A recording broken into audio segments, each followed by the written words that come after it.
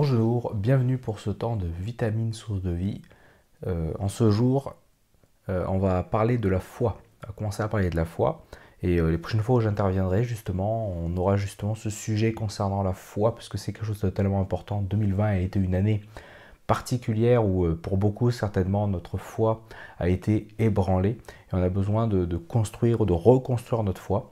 Et on va baser vraiment toute cette étude, tout ce temps que l'on va passer ensemble avec Hébreux 11.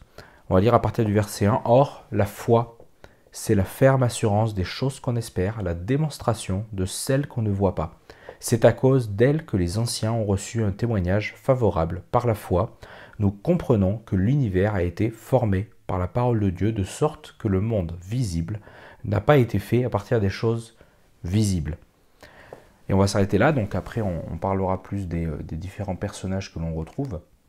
Et concernant juste ce passage, cette introduction, donc on peut déjà traduire le fait de dire une ferme assurance par une façon de posséder déjà, être sûr, une ferme confiance dans la réalisation.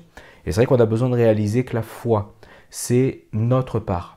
La foi, c'est le fait de dire je choisis de posséder déjà. Je choisis d'être sûr. Je choisis d'avoir cette confiance dans la réalisation de ce que Dieu est capable de faire. La foi est notre part. L'esprit, c'est la part de Dieu.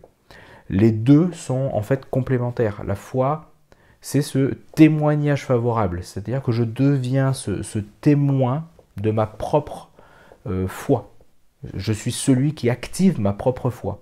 Et ce qui est visible vient d'abord de l'invisible. L'invisible, c'est tout le temps que je vais passer avec Dieu, tout le temps que je vais passer dans sa parole, tout le temps qui est peut-être comme un temps caché, mais qui va aller et qui va se réaliser dans le visible. La foi, notre foi, permet l'action du Saint-Esprit en nous. La parole, c'est-à-dire la connaissance, ne va pas suffire. Il faut que la foi pour que la parole ait un effet.